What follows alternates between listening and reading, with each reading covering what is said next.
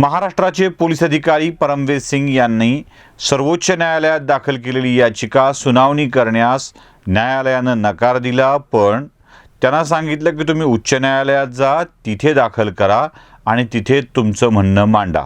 यासोबत आणखी एक आदेश दिलाय, तो म्हणजे ज्या गृहमंत्र्यांच्या विरोधामध्ये परमवीर सिंगांनी एवढ्या मोठ्या तक्रारी केलेल्या आहेत त्यांना या प्रकरणामध्ये प्रतिवादी करण्यात यावं। अर्थात हा परमवीर सिंगांचा पराभव की विजय हे आता उच्च न्यायालयात ठरणार आहे, पण न्यायालयानं आपल्याकडे मांडण्यापेक्षा उच्च न्यायालयात मांडावं एवढी सूचना केलेली आहे। या सगळ्या प्रकरणामध्ये परमवीर सिंग पुन्हा एकदा चर्चेमध्ये आलेले आहेत। परमवीर सिंग या अधिकाऱ्याच्या एकूण कारकिर्दीवर आता कटाक्ष सगळेच टाकू लागलेले आहेत। काय आहे परमवीर सिंगांची कारकीर्द, कशा स्वरूपामध्ये परमवीर सिंगांनी आजवर काम केलेलं आहे हे सगळं तपासणं आवश्यक आहे। ही सगळी मागची कारकीर्द तपासल्यावर तुमच्या लक्षात येईल की परमवीर सिंग हे नेहमीच सरकारच्या किंवा पक्षीय लोकांना, राजकीय लोकांना साहाय्यभूत होईल असंच काम करत आलेले आहेत। त्यासोबत त्यांनी काही चांगली कामं देखील केलेली आहेत ज्यांचा उल्लेख करणं आवश्यक ठरणार आहे। सगळ्यात मोठी गोष्ट म्हणजे परमवीर सिंगांच्या 3 प्रमुख घटनांच्याकडे बघितलं पाहिजे। एक, जेव्हा राज्यामध्ये एल्गार परिषदेवरून गोंधळ माजलेला होता। पुण्यामध्ये पहिली एल्गार परिषद झाली आणि त्यानंतर भीमा कोरेगावचा प्रकार घडला, तिथे मोठी दंगल घडली आणि त्यावरून राज्यभरामध्ये वातावरण अशांत होऊ लागलं। या भीमा कोरेगावच्या प्रकरणाची चौकशी चालू होती आणि प्रकरण न्यायालयात प्रलंबित होतं।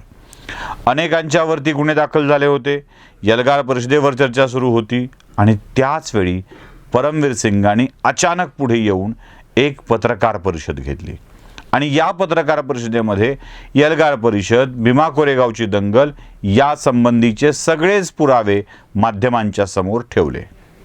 यामुळे घडलं काय? यामुळे त्यावेळेसचं सरकार म्हणजे भाजपचं सरकार कमालीचं अडचणीत आलं। न्यायालयानं देखील याबाबत परमवीर सिंगांना आणि त्यांच्या विभागाला फटकारलं होतं।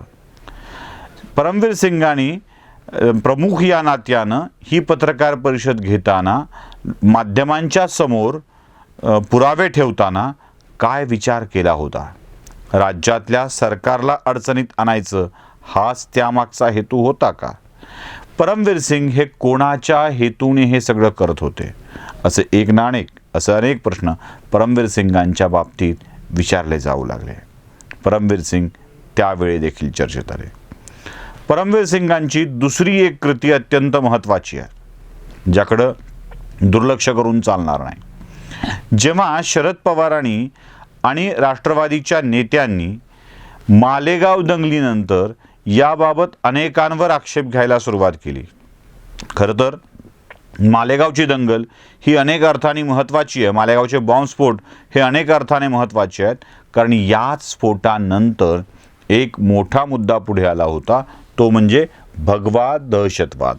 आता या भगव्या दहशतवादा शब्द पुढे आल्याबरोबर परमवीर सिंगांनी, म्हणजे आपल्याला हेमंत करकरेंचं नाव एक प्रामुख्याने पुढे येतं, पण हेमंत करकरेंच्याही आधी परमवीर सिंगांचं नाव याच्यामध्ये पुढे येतं। प्रज्ञा सिंह जे आता खासदार आहेत, ज्यांना साध्वी म्हणून ओळखलं जातं, त्यांना अटक करण्यामध्ये परमवीर सिंगांचा मोठा हात होता। एवढंच नाही तर त्यावेळी देखील साध्वी प्रज्ञा सिंह आणि आता देखील साध्वी प्रज्ञा सिंहनी मोठा आरोप केला आहे की तो म्हणजे प्रज्ञा सिंहना छळणाऱ्यांच्यामध्ये हेमंत करकरे यांच्यासोबत परमवीर सिंगांचा देखील उल्लेख आहे। अत्यंत निर्दयीपणे प्रज्ञा सिंह यांना मारहाण केल्याचा आरोप प्रज्ञा सिंह यांनी स्वतः केलेला आहे आणि त्याच्यावर चर्चा देखील मोठी झालेली आहे, त्याची कारवाई देखील सुरू आहे। याच बाबत आणखी एक मोठं प्रकरण, म्हणजे तुम्ही लक्षात घ्या, मी कुठल्या प्रकरणावरती आणि कुणाला त्रास झाला आहे किंवा कुणाला फायदा झाला याचा उल्लेख करतो आहे। म्हणजे भीमा कोरेगावच्या प्रकरणामध्ये फडणवीस गृहमंत्री म्हणून, सरकार म्हणून अडचणीत येतील यासाठी काम करणारे परमवीर सिंगच होते। दुसरं, मालेगाव स्फोटाच्या प्रकरणामध्ये साध्वी प्रज्ञा सिंह यांना अटक आणि छळणारे परमवीर सिंहच होते। आणि तिसरं प्रकरण आहे ते म्हणजे राज्यातल्या सिंचन घोटाळ्याचं। या सिंचन घोटाळ्याच्या प्रकरणामध्ये तुम्हाला लक्षात येईल की जेव्हा तत्कालीन आयुक्तांनी म्हणजे त्यावेळेचे जे बर्वे नावाचे एक आयुक्त होते, या बर्वेंनी एक खटला दाखल केलेला होता, एक शपथपत्र दाखल केलेलं होतं न्यायालयामध्ये, ज्याच्यामध्ये गोसी खुर्द सारख्या प्रकल्पामध्ये आगाऊचा निधी देऊन अजित पवारांनीच या भ्रष्टाचाराला खतपाणी घातलं होतं असं शपथपत्र दाखल केलं होतं. आणि त्यावरून सिंचन घोटाळ्यावरून अजित पवारांच्यावरती आरोप सुरू होते. म्हणजे एका निवृत्त अधिकाऱ्यांनी खूप मोठ्या प्रमाणावरती यात दावे केलेले होते, मोठा भ्रष्टाचार केल्याचे दावे केले होते. आणि त्याच पत्राआधारे म्हणजे जसं परमवीर सिंगांचा लेटर बॉम्ब आत्ता फेमस आहे ना, तसा पांढरे नावाच्या अधिकाऱ्यांचा लेटर बॉम्ब त्यावेळी सिंचन विभागावर पडलेला होता. आणि या सिंचन विभागातल्या घोटाळ्याला सुरुवात झाली होती. गुन्हे दाखल झाले होते, अनेक अधिकाऱ्यांची नावं पुढे आली होती आणि अजित पवारांचं देखील नाव याच्यामध्ये गुन्ह्यात आलं होतं. त्यावेळी अजित पवारांना दोषी धरणारा एक अहवाल बर्वे यांनी दिलेला होता, ते शपथपत्र दिलेलं होतं. हेच शपथपत्र बदलत याच परमवीर सिंहांनी अजित पवार यांना क्लीन चिट दिलेली होती. 3 मोठी प्रकरणं, 3 विषय आणि सगळ्याच प्रकरणामध्ये कोण कोण इफेक्टेड आहे अथवा कोण कोण लाभार्थी आहे हे तुमच्या लक्षात येऊन जाईल. जेव्हा परमवीर सिंगांची ही अशी कारकीर्द आहे जिथे राजकीय लाभ अथवा नुकसान आहे त्याचा विचार परमवीर सिंगांनी नेहमी केलेला आहे. एकदा अजित पवारांना फायदा, एकदा राष्ट्रवादीला फायदा आणि 3ही वेळेला भाजपला नुकसान होईल याची व्यवस्था परमवीर सिंगांनी केलेली आहे. कदाचित म्हणूनच देवेंद्र फडणवीसांच्या 5 वर्षाच्या कालखंडामध्ये एकदाही त्यांना मोठी नियुक्ती मिळालेली नव्हती. पण जसं भाजप सरकार गेलं आणि काँग्रेस राष्ट्रवादी सरकार आलं तसं तात्काळ लगेच त्यांची मुंबईच्या पोलीस आयुक्तपदी नियुक्ती झाली. अर्थात ती बक्षिसी होती, पण पुढे मोठं काही कांड घडलं आणि परमवीर सिंगांना मुंबईच्या पोलीस आयुक्तपदावरून हटवण्यात आलं. आणि जसंच हटवलं तसं परमवीर सिंग भडकले आणि त्यांनी चक्क ज्यांना आजवर लाभ पोहोचवला आहे अशांच्या विरोधामध्ये एक मोठी तक्रार केली.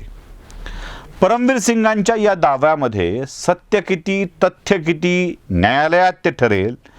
पण परमवीर सिंगांवरती कारवाई करायला सरकार का कचरत आहे या प्रश्नाचं उत्तर साधं, सरळ आणि सोपं आहे.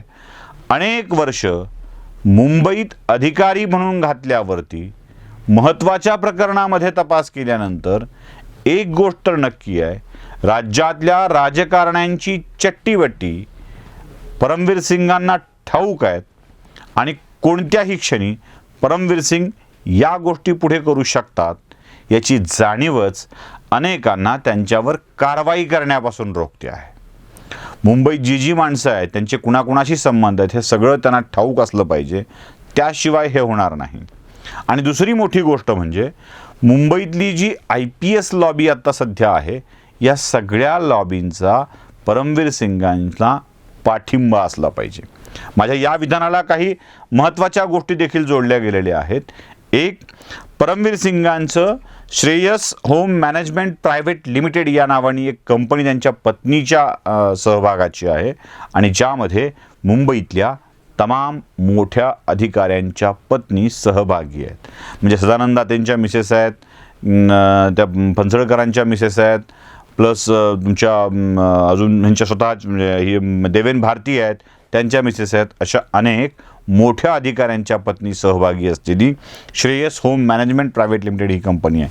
याचा अर्थात काय काय काम करते, काय नाही करत हे तुम्हाला सगळ्याला इंटरनेटवर माहिती उपलब्ध होऊन जाईल. पण श्रेयस सारखी कंपनी जी या सगळ्या पत्नी मिळून चालवतात याचा अर्थ स्पष्ट आहे की या सगळ्या IPS लॉबीचा एकमेकाशी घनिष्ठ संबंध आहे आणि त्यामुळं या IPS लॉबींचा एक मोठा सपोर्ट या परमवीर सिंगांना मिळतो आहे. त्यासोबत आणखी एक गोष्ट मी तुम्हाला मगाशी म्हणालो होतो की परमवीर सिंगांनी दीर्घकाळ मुंबईत काम केल्यामुळं, म्हणजे ठाणे मुंबई या भागात काम केल्यामुळं, ते ठाण्याचे आयुक्त होते, ते मुंबईचे आयुक्त होते, ते ATSचे प्रमुख होते, ते ACBचे प्रमुख होते, या सगळ्या कालखंडामध्ये त्यांनी काम केल्यामुळं त्यांना अनेक गोष्टीचा अनुभव आहे. म्हणजे तुम्हाला एक गोष्ट महत्त्वाची सांगितली पाहिजे की दाऊद इब्राहिमचा जो भाऊ आहे कासकर, त्याला एका खंडणीच्या प्रकरणामध्ये अटक करणारे परमवीर सिंगच होते. दुसरी महत्त्वाची गोष्ट तुम्हाला आठवत असेल, 1993ला जो साखळी स्फोट झाला होता, त्या साखळी स्फोटातल्या आरोपींना अटक करणाऱ्यापैकी परमवीर सिंगच होते. तुम्हाला ममता कुलकर्णी आणि तिचा पती विकी गोस्वामी याची केस आठवत असेल. या ममता कुलकर्णी आणि विकी गोस्वामीची केस उघड करणारे आणि त्यावरती कारवाई करणारे हे परमवीर सिंगच होते. चंदीगडच्या DIGला अंमली पदार्थांच्या प्रकरणामध्ये अटक करण्याची हिंमत दाखवणारे हेच परमवीर सिंग होते. अनेक मोठमोठ्या प्रकरणामध्ये परमवीर सिंगांचा सहभाग आहे. मुंबईतल्या राजकारण्यांची थाळी चट्टीबट्टी कुठे रेघा आहेत हे सगळं परमवीर सिंगांना ठाऊक आहे. आणि परमवीर सिंगांच्या मागं IPSची एक मोठी लॉबी स्ट्रॉंगपणे उभी आहे. याआधी परमवीर सिंगांनी जे काही सहकार्य करायचं आहे ते राष्ट्रवादी काँग्रेसच्या नेत्यांना केलेलं आहे. मग मालेगाव स्फोट असेल, सिंचन घोटाळ्याबाबतचं शपथपत्र करून दादांना क्लीन चिट देणं असेल, अथवा भीमा कोरेगावच्या प्रकरणामध्ये अहवाल मीडियाच्या समोर मांडणं असेल, या सगळ्या गोष्टी परमवीर सिंगांनी केलेल्या आहेत. म्हणजे ह्या राक्षसासारखा आहे जिन. तो बाहेर येतो आणि बाहेर आल्यावर मालकाला म्हणतो की तू माझं काम, मला काम सांग, मी काम करत असतो आणि तू जर मला काम सांगू शकला नाहीस तर मी तुला खाणार. हा असा राक्षस जसा चित्रकथांमध्ये होता तसंच झालेलं आहे. तू मला जबाबदारीचं पद दे, तू मला महत्त्वाचं काम सांग आणि तू मला तिथून काढशील तर मी तुलाच संपवल्याशिवाय राहणार नाही.